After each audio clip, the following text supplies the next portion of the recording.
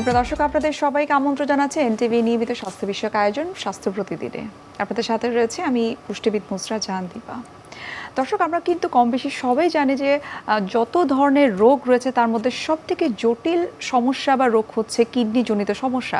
এবং যাদের কিডনিজনিত সমস্যা হয় তাদের কিন্তু এক পর্যায়ে যখন ক্রিয়েটিনিন বেড়ে যায় তখন ডায়ালাইসিস করতে হয়।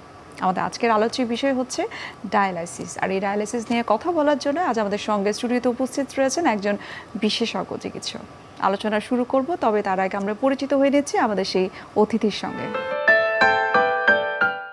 ডাক্তার মোহাম্মদ আব্দুস শাকুর, তিনি 1983 সালের অক্টোবর মাসে পাবনা জেলায় জন্মগ্রহণ করেন। তিনি 2007 সালে দিনাজপুর মেডিকেল কলেজ থেকে এমবিবিএস ডিগ্রি অর্জন করেন। এরপর তিনি চিকিৎসা বিজ্ঞানে উচ্চতর এমডি ডিগ্রি লাভ করেন। বর্তমানে তিনি জাতীয় কিডনি ইনস্টিটিউটে নেফ্রোলজি বিভাগের রেজিস্ট্রার হিসেবে কর্মরত। আপনাকে স্বাগত জানাচ্ছি আমাদের আজকের অনুষ্ঠানে। ধন্যবাদ আপনাকে, স্বাগত সবাইকে। ডায়ালাইসিস সম্পর্কে একটু জানতে চাই যে ডায়ালাইসিস আসলে কখন করা হয়ে থাকে? ডায়ালাইসিস আসলে মূলত হচ্ছে কৃত্রিম কিডনি, অর্থাৎ কোনো মানুষের যদি দুটো কিডনি পুরোপুরিভাবে অকার্য হয়ে যায় বা নষ্ট হয়ে যায়, তখন কিডনি যে শরীর থেকে প্রয়োজনীয় পানি এবং বর্জ্য পদার্থগুলো নিয়মিতভাবে বের করে আমাদেরকে সুস্থ রাখে, সেটি তো কিডনির পক্ষে আর সম্ভব হয় না। তখন এই অপ্রয়োজনীয় অতিরিক্ত পরিমাণ পানি, তার সাথে শরীরে উৎপাদিত যে বর্জ্য পদার্থগুলো আছে ক্রিয়েটিনিন সহ, সেই সমস্ত পদার্থগুলোকে বের করে দেওয়ার জন্য মেশিনের সাহায্য নেওয়া হয়। সেই মেশিনের নাম হচ্ছে ডায়ালাইসিস মেশিন, এবং যে প্রক্রিয়াটার নাম, সেই প্রক্রিয়াটার নাম হচ্ছে ডায়ালাইসিস। ডায়ালাইসিস যখন কারোর ক্ষেত্রে করা হয়ে থাকে, অনেকেরই ধারণা থাকে যে একবার ডায়ালাইসিস করলে তার হয়তো আজীবন ডায়ালাইসিস করতে হবে। এই বিষয়টি আমাদেরকে যদি একটু পরিষ্কার করে বলতেন। এটা আসলে পুরোপুরিভাবে সত্য না। এটা নির্ভর করবে কিডনির কোন ধরনের রোগ হয়েছে, সেই ধরনের রোগের প্যাটার্নের উপর ভিত্তি করে তার কতদিন ডায়ালিসিস লাগবে সেটা নির্ধারিত হয়। যদি কোনো মানুষের অ্যাকিউট কিডনি ইনজুরি হয়, অর্থাৎ হঠাৎ করে কোনো মানুষের কিডনি আক্রান্ত হলো, যে আগে থেকে তার কিডনির সমস্যা ছিল না, এবং তার পরীক্ষা নিরীক্ষা করে দেখা গেল যে এই কিডনির অসুস্থতার চিকিৎসা করলে এটা পুরোপুরিভাবে ভালো করা সম্ভব। পুরোপুরিভাবে ভালো না হলেও ভালোর কাছাকাছি আনা সম্ভব। যেমন ধরেন, হঠাৎ করে একজন মানুষ কামরাঙ্গা খেলো অনেক পরিমাণ। আমার একটা পেশেন্টের কথা বলি, কিছুদিন আগে এসেছিল, তার ক্রিয়েটিনিন 16 হয়ে গেছে হঠাৎ করে। সে বিদেশে থাকে, বিদেশ থেকে আসছে, আমার এখানে সব ডকুমেন্টস আছে, এগুলো তার সাক্ষাৎকার আমার কাছে আছে। দেখা গেলো তার ক্রিয়েটিন 16 হয়ে গেল, অজ্ঞান একেবারে হয়ে গেছে, প্রস্রাব বন্ধ হয়ে গেছে। আমরা তাকে ধীরে ধীরে 5টা ডায়ালিসিস করেছি, এখন পর্যন্ত তিনি ভালো আছেন, তার কোনো ধরনের কোনো মেডিসিন লাগে না। তার মানে সবসময় যে লাগে এমন না। আবার হঠাৎ করে যদি কোনো ব্যথানাশক ওষুধ খেলো, কোনো ইনফেকশন হলো, ইউরোসেপসিস হলো, এরপরে দেখা গেল হঠাৎ করে কেউ, অনেকে আছে যে মেয়েরা অভিমান করে বিষ খেয়ে ফেলে, তো বিষ মুক্ত করার জন্য তো আমরা ডায়ালিসিস করে থাকি। অনেক ওষুধ আছে ওভারডোজ হয়ে যায়, সেই ওষুধ বের করার জন্য কিন্তু আমরা ডায়ালিসিস করে থাকি। এবং সেগুলো তো মানে কখনোই সারা জীবনের কোশ্চেন না, বরং এই ছোটোখাটো 1-2টা ঘটনা বা ডায়ালিসিস 1-2-3 সেশন করলেই তার কিডনি ভালো করা সম্ভব।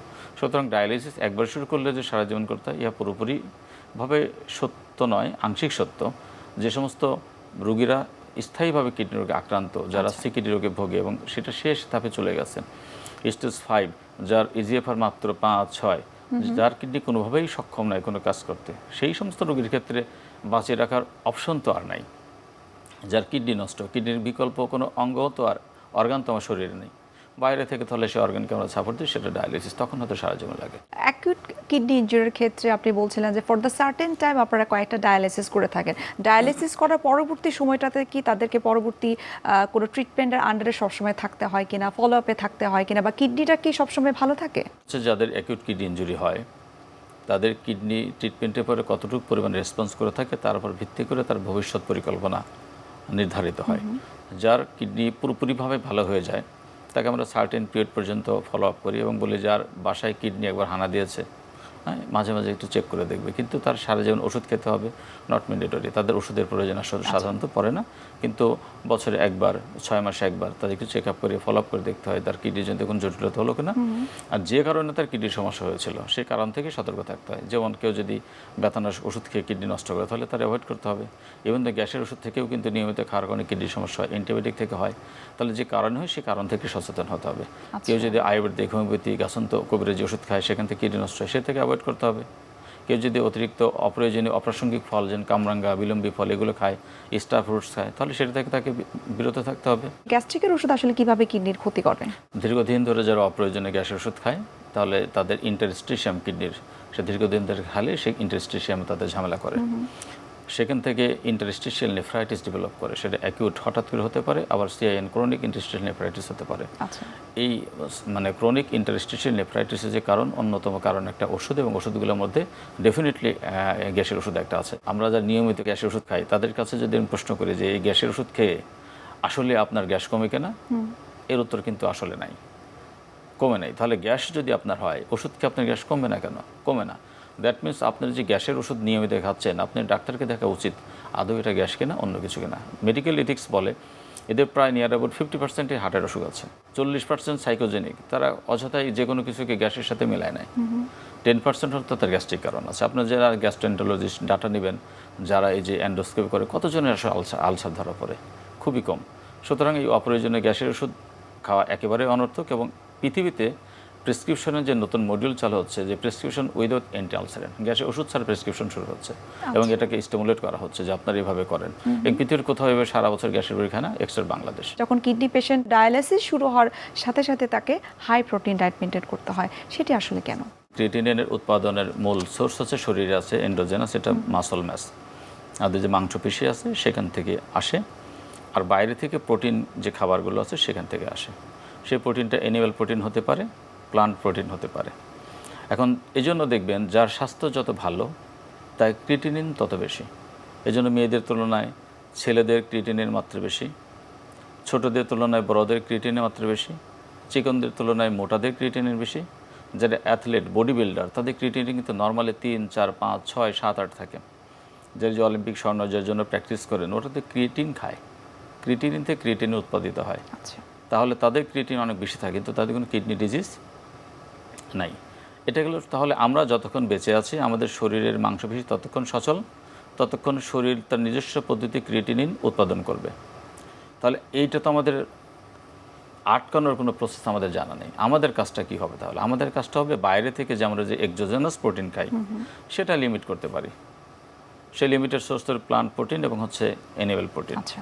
অ্যানিমেল প্রোটিন যেটা আছে সেটাকে আমরা বলি ফার্স্ট ক্লাস প্রোটিন। সেক্ষেত্রে সিকিডি যারা অ্যাকিউট কিডনি ইনজুরি, তাদের কিন্তু কোনো লিমিটেশন নাই, তারা স্বাভাবিক খাবার খাবেন। যারা ক্রনিক কিডনি ডিজিজ সিকিডিতে ভুগছেন, তারা স্টেজ 1, 2, 3, ইভেন তো 3 এ পর্যন্ত কোনো লিমিটেশন নাই। লিমিটেশনের শুরু হচ্ছিল স্টেজ 3B থেকে 4 এবং স্পেশালি 5। আচ্ছা। এগুলোতে হয় কি, এগুলো তো তার ইজিএফআর কমে যায়, ক্রিয়েটিনিনের মাত্রা বেশি থাকে, তার কিডনির কার্যকারিতা ধীরে ধীরে অতিরিক্ত পরিমাণ কমতে থাকে, প্রস্রাব উৎপাদনের ক্ষমতা কমে যায়। আর ক্রিয়েটিনিনগুলো তো প্রস্রাবের মাধ্যমে আসলে বের হয়ে যায়। তাহলে যার কিডনির কার্যক্ষমতা যত বেশি কমে যাবে, তার লিমিটেশনের মাত্রা তত বেশি। এই জন্য সিকিডিজি স্টেজ 1, 2, 3-তে লিমিটেশন নাই, 3B-তে একটু লিমিটেশন, 4-এ আরেকটু লিমিটেশন, স্টেজ 5-এ ডায়ালিসিসের 8 পর্যন্ত আমি বলি আপনি সর্বোচ্চ লিমিটেশনে আসে। আচ্ছা। সেক্ষেত্রে আমরা বলি যে 0.8 milligram per KG per day করে আপনি হচ্ছে প্রোটিন খান। এগুলো হিসাব মেলানো খুব কঠিন। এগুলো এই 1 কাপ বলা অথবা এত ওজন বলা, এগুলো ওজন মেপে তো কেউ খেতে পারে না। আচ্ছা। আমরা সেকেন্ড স্টেজ 5-এ একদম সরাসরি বলে দিই আপনি সকালবেলা একটা সিদ্ধ ডিম খাবেন, দুপুরে 1 পিস মাছ অথবা 1 পিস দেশি মুরগির মাংস খাবেন, রাতের বেলা আয়দার 1 কাপ দুধ খান অথবা কিছু খাবেন না।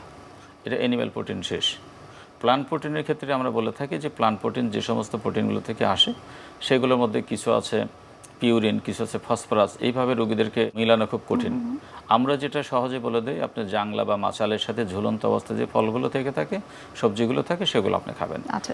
কিডনি পেশেন্টদের কারো কারো ক্ষেত্রে আসলে স্টেজিং অনুযায়ী আপনারা প্রোটিন রেস্ট্রিকশনটা করে থাকেন, কারো ক্ষেত্রে 20 গ্রাম, 30 গ্রাম, কিন্তু এই যে ডায়ালিসিস পেশেন্টদের ক্ষেত্রে ঠিক রিভার্স একটা সিচুয়েশনে চলে আসতে হয়, তখন পার কেজি বডি ওয়েট অনুযায়ী তখন 1.25 অথবা 1 পয়েন্ট অথবা কারো কারো ক্ষেত্রে 2 গ্রাম পর্যন্ত আপনারা প্রোটিন সাজেস্ট করে থাকেন।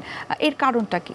কারণ হচ্ছে আমরা এই প্রোটিন রেস্ট্রিকশন করি যাতে তার শরীরে ক্রিয়েটিনের উৎপাদনের মাত্রা কমে যায়, যার কারণে বেশি বেড়ে গেলে তাড়াতাড়ি ডায়ালিসিস দিতে হবে। তাহলে কম উৎপাদিত হলে তা কম বাড়বে, বাড়ার হারটা কমে যাবে, আমাদের ডায়ালিসিস ডিলে হবে অথবা লাগবে না। আচ্ছা। উদ্দেশ্য তো সেটাই। যখন আমরা ডায়ালিসিস করি তখন কি সেই উদ্দেশ্যে আর কোনো দরকার আছে? যে জুজুর ভয়ে আমরা এতদিন লুকায়েছিলাম, ডায়ালিসিসের ভয়ে তো আমরা এই লিমিটেশনগুলো দিয়ে থাকি। যখন তো ডায়ালিসিস দেই তাহলে তো সঙ্গত করেন, তার তো আর খুব বেশি রেস্ট্রিকশনের প্রয়োজন পড়ে না। এর বাইরেও কথা আছে, ক্রিয়েটিনিন নর্মাল রেঞ্জ হচ্ছে 1.2 পর্যন্ত। তো যখন একটা পেশেন্ট মেইনটেন সিমোডায়ালিসিসে চলে যায়, ডায়ালিসিস 3 মাসের বেশি সময় ধরে চলে, তখন আমরা বলি MSD, মেইনটেন্স হেমোডায়ালাইসিস। তাদের কিন্তু টার্গেট ক্রিয়েটিনিন শরীরে 7 to 9, অথচ নর্মাল হল 1.2 পর্যন্ত। এই যে বাড়তি, এর কারণ হচ্ছে কি যে dialysis itself highly catabolic procedure. এখানে শরীরের প্রচুর ব্রেকডাউন হয়, প্রচুর মেটাবলিজম হয়, মাসল ওয়াস্টিং লস হয়, এনার্জির প্রয়োজন পড়ে, প্রোটিনের প্রয়োজন পড়ে। আর শরীর যদি ঠিকঠাক মতো না থাকে তাহলে ডায়ালিসিস প্রসিডিউর সে অ্যালাউ করতে পারে না, অ্যাডাপ্টেড হতে পারে না। সেজন্য তখন তাদেরকে হাই প্রোটিনের প্রয়োজন পড়ে। আপনি যেটা বললেন যে 1.2 থেকে 2 মিলিগ্রাম পার কেজি করে দেই। ইভেন দো ডায়ালিসিসের দিন আমরা বলে থাকি আপনার যাহা মনে হচ্ছে আপনি তাহা খাইবেন, আপনার তো মেশিন আছে, আপনি যাবেন বের হয়ে চলে আসবে। আর শুধুমাত্রই এই যে হাই ক্যাটাবলিক স্টেট, এই ক্যাটাবলিক স্টেটের সাথে অ্যাডাপ্টেশনের জন্য, তার ওয়েলবিংয়ের জন্য, ফিজিক্যাল অ্যাক্টিভ থাকার জন্য, ডায়ালিসিস করে যদি সে ফিজিক্যালি অ্যাক্টিভই থাকতে না পারে তাহলে তো লাভ নেই। তাহলে তার ফিজিক্যাল অ্যাক্টিভ থাকার জন্য, ইউজুয়াল নর্মাল লাইফ লিড করার জন্য, তার যে ডেইলি অ্যাক্টিভিটিস জব কন্টিনিউ করার জন্য, তার এই হাই অ্যানাবলিক ক্যাটাবলিক স্টেটের সাথে তার হচ্ছে হাই প্রোটিনের প্রয়োজন পড়ে। সেজন্য আমরা আসলে হাই প্রোটিন ডায়েট দিয়ে থাকি। আমরা এই ডায়ালিসিস নিয়ে আরও একটু জানার চেষ্টা করবো আপনার কাছ থেকে, তবে তার আগে আমরা একটু দেখে নিচ্ছি আমাদের স্বাস্থ্য প্রতিদিনের নিয়মিত আয়োজন কি খাবেন কেন খাবেন এই সেগমেন্টটি। দর্শক, আপনারা দেখছেন এনটিভি নিয়মিত স্বাস্থ্য বিষয়ক আয়োজন স্বাস্থ্য প্রতিদিন। দেখে নিচ্ছি বিভিন্ন খাদ্যের পুষ্টি গুণাগুণ নিয়ে আমাদের পুষ্টিবিদের পরামর্শ। কিডনি রোগ কিন্তু একটি ভয়ানক রোগ, যেটা আমরা বলে থাকি যে সাইলেন্ট কিলার। অনেক সময় অনেকেই বুঝতে পারেন না যে তার কিডনির সমস্যা দেখা দিয়েছে। মূলত যখন রক্তে সেরাম ক্রিটিনিনের মাত্রা বেড়ে যায় তখনই আমরা ধরে নিই যে কিডনির কার্যক্ষমতা কমে এসেছে। তার মানে এখন কিডনিকে আমাদের অনেক যত্নে লালন পালন করতে হবে। যখন আমাদের রক্তে এই সেরাম ক্রিটিনিনের মাত্রা বেড়ে যায় তখন কিন্তু কিছু খাদ্য উপাদান আমাদের মেনে চলতে হয়। বিশেষ করে পটাশিয়াম, ফসফরাস, সোডিয়াম, এই 3টা নিউট্রিয়েন্টস যুক্ত খাবারগুলো কিন্তু আমাদের খাদ্য তালিকায় থেকে বাদ দিতে হবে, বা আমাদের অবশ্যই এই উপাদানগুলো কম পরিমাণে গ্রহণ করতে হবে। অনেক সময় দেখা যায় যে কিডনি রোগীদের কিন্তু বিভিন্ন স্টেজ থাকে, তবে আমরা বলতে চাই খাদ্য উপাদান কিন্তু অবশ্যই 3টা বা এই স্টেজগুলোর উপর ডিপেন্ড করবে। যদি আমরা ধরেই নিই একজন রোগীর শুরুর দিকে তার ক্রিটিনিন লেভেলটা বেড়েছে, তাহলে সেক্ষেত্রে তারা পটাশিয়ামযুক্ত খাবার, যেমন আমরা ডাল যুক্ত খাবার, বীজযুক্ত খাবার এবং শাকসবজির মধ্যে দেখা যাচ্ছে যেই শাকসবজিতে পটাশিয়ামের মাত্রা বেশি রয়েছে সেই শাকসবজিগুলো আমাদের খাদ্য তালিকা থেকে বাদ দিতে হবে। বিশেষ করে কিছু ফল যেমন টক ফল বা আম, কলা, এগুলোতেও কিন্তু পটাশিয়ামের মাত্রা অনেক বেশি থাকে। তাই কিডনি রোগী, বিশেষ করে যাদের ক্রিটিনিনের মাত্রা বেশি, তারা আপেল, নাশপাতি এই ধরনের ফলগুলো বেশি খাওয়ার চেষ্টা করবেন। বাকি ফলগুলোকে কম খাওয়া বা খাদ্য তালিকা থেকে বাদ দিতে হবে। এরপরে দুধ বা দুধ জাতীয় খাবার দেখা যাচ্ছে পটাশিয়াম, ফসফরাসের ব্যবহার বা উপাদান বেশি থাকার কারণে এগুলো কিন্তু আমাদের শরীরে কিডনি রোগীর জন্য প্রভাব ফেলতে পারে। তাই কিডনি রোগীর জন্য দুধ বা দুধের তৈরি যে কোনো খাবার বর্জন করা উচিত। এরপরে আসি আমাদের যে কোনো খাবার, যেমন আমরা প্রসেস খাবার। অনেক সময় আমরা বাইরের বাজার বা প্যাকেটজাত যে খাদ্যগুলো আমরা নিয়ে আসি সেখানে কিন্তু অবশ্যই অতিরিক্ত লবণ বা সোডিয়ামের ব্যবহার বেশি থাকে বা ফুড অ্যাডিটিভস থাকে, যেগুলো কিডনি রোগীদের জন্য অত্যন্ত ক্ষতিকর। তাই অতিরিক্ত লবণ বা সোডিয়ামযুক্ত খাবার খাদ্য তালিকা থেকে কিডনি রোগীদের বর্জন করতে হবে। কিডনি রোগীদের জন্য সবচেয়ে বেশি ভালো যে খাবারগুলো আমরা বলে থাকি, সহজে হজম হয়, যেমন আমাদের কার্বোহাইড্রেটের মধ্যে আমরা চাল, সুজি খাবার, গমের খাবার ইত্যাদি কিন্তু আমরা রাখতে পারি। এবং সবজির মধ্যে কিন্তু লাউ, ঝিঙা, চিচিঙ্গা এই জাতীয় পানিযুক্ত যে সবজিগুলো রয়েছে সেগুলো খাদ্য তালিকায় রাখা। আর ফলের মধ্যে আমরা আপেল, নাশপাতি এগুলো কিন্তু বেশি প্রয়োজনীয়। তো কিডনি রোগীকে অবশ্যই আমরা এই ধরনের খাবারগুলোকে তার পরিমিত খাবারের মধ্যে রাখতে হবে। এরপরে আসি আমরা আমিষ গ্রহণের মাত্রা। কিডনি রোগীদের কিন্তু আমিষ গ্রহণের মাত্রা একটু ভিন্ন হয়ে থাকে তার স্টেজ অনুযায়ী। তবে প্রাথমিক দিকে আমরা যেটা বলে থাকি যে অবশ্যই প্রোটিন গ্রহণের মাত্রা দিনে 40 গ্রামের বেশি হওয়া যাবে না। এটা ক্ষেত্র বিশেষে ডক্টরের পরামর্শ নিয়ে জানতে হবে রোগীর অবস্থা বুঝে। তবে 30 থেকে 40 গ্রাম প্রোটিন মানে আমরা বুঝে থাকি যে 100 গ্রাম মাছ মাংসের মধ্যে আমরা সর্বোচ্চ 18 থেকে 22 গ্রাম পর্যন্ত প্রোটিন পেয়ে থাকি। তাহলে অবশ্যই আমাদের এই হিসাবটি মিলিয়ে নিতে হবে যে একজন রোগী প্রতিদিন তাহলে কত গ্রাম মাছ মাংস খেতে পারবে এবং সেখান থেকে সে আসলে কত গ্রাম প্রোটিন পাচ্ছে। আমরা যেমন ডিম থেকে 5 থেকে 6 গ্রাম প্রোটিন পেয়ে থাকি একটি ডিমে, তাহলে একজন কিডনি পেশেন্ট দিনে কয়টি ডিম খেতে পারবে এটি কিন্তু আপনারা বুঝতেই পারছেন। সবচেয়ে ভালো হয় যদি ডিমের সাদা অংশটি কিডনি পেশেন্টকে দেয়া যায়।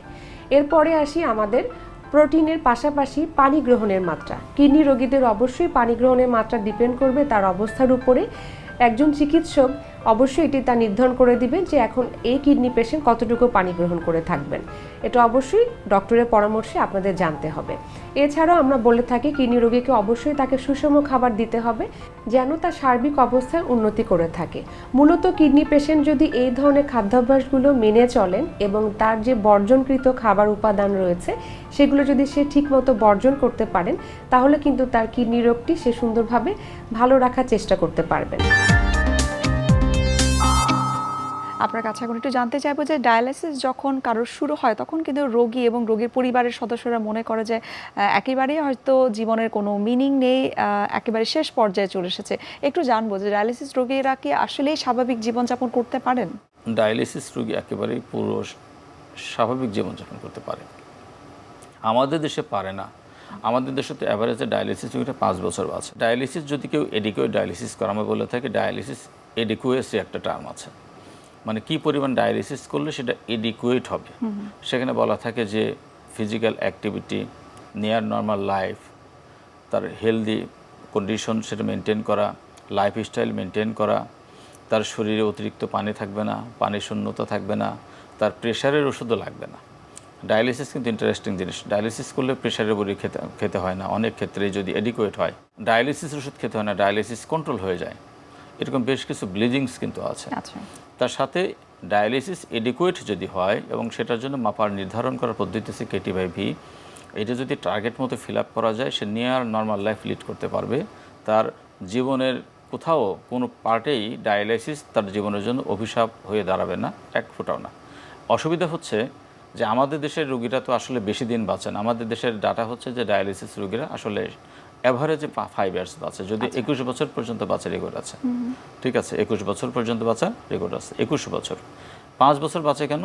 এদের বেশিরভাগ কারণ হচ্ছে ডিলে স্টার্টিং অফ ডায়ালাইসিস। যখন ডায়ালিসিস করার কথা সে সময় শুরু করে না, ডায়ালিসিস দেরি করতে করতে তার কার্ডিয়াক প্রবলেম হয়ে যায়, ব্রেনের সমস্যা। আমরা তাহলে বলতে পারি যে ডায়ালিসিস করেও সুস্থভাবে বাঁচা সম্ভব, কিন্তু তাদের ক্ষেত্রে সমস্যা হয় যারা আসলে যথাযথ সময়ে, যেমনটা আপনি বলছিলেন, যদি ডায়ালিসিস শুরু না করে তাদের ক্ষেত্রে অসুবিধা। আমরা অনুষ্ঠানের একেবারে শেষ পর্যায়ে চলে এসেছি। আপনাকে অসংখ্য ধন্যবাদ এই ডায়ালিসিস নিয়ে এত বিস্তারিত তথ্য আমাদেরকে দেওয়ার জন্য। শুভকামনা রইল এনটিভির পক্ষ থেকে।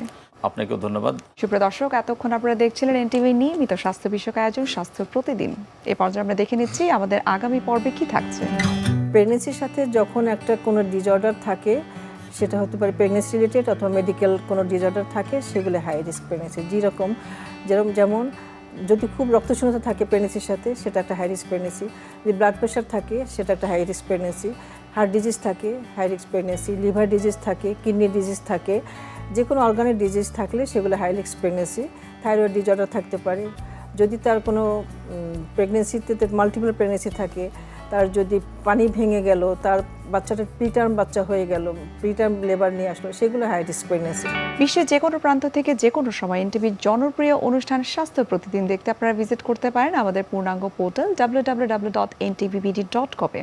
এছাড়াও এনটিভির বিভিন্ন ধরনের জনপ্রিয় অনুষ্ঠান এবং নিউজ আপডেট পেতে আপনারা ভিজিট করতে পারেন আমাদের ইউটিউব চ্যানেল এবং ভেরিফাইড ফেসবুক পেজে। সুপ্রিয় দর্শক, আজ এখানেই শেষ করছি। দেখা হবে আবার আপনাদের সঙ্গে। সে পর্যন্ত আপনারা সবাই ভালো থাকুন, সুস্থ থাকুন। আল্লাহ হাফেজ।